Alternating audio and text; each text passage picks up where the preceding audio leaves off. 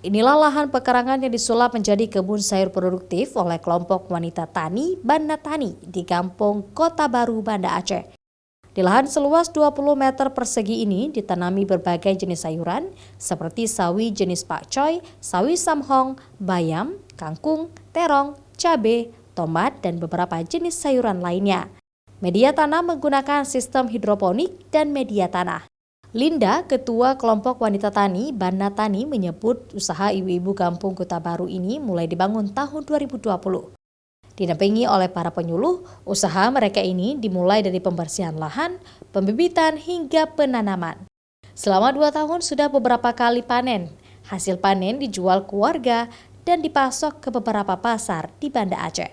Selama ini anggota sudah menanam di rumah dan bisa memanfaatkan hasil panennya itu untuk kebutuhan di dapur dan juga menambah pendapatan keluarga tentunya.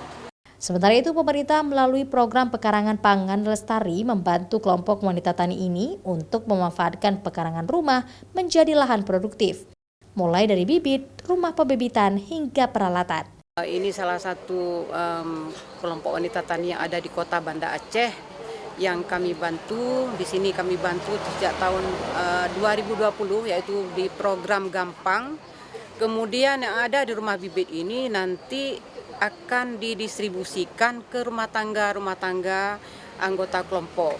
Usaha kebun produktif pekarangan pangan lestari ini dapat meningkatkan perekonomian warga, diharapkan berkembang dan lebih banyak lagi kelompok wanita tani yang mampu memanfaatkan pekarangan rumah mereka menjadi lahan produktif. Mustajab, Kompas TV, Banda Aceh.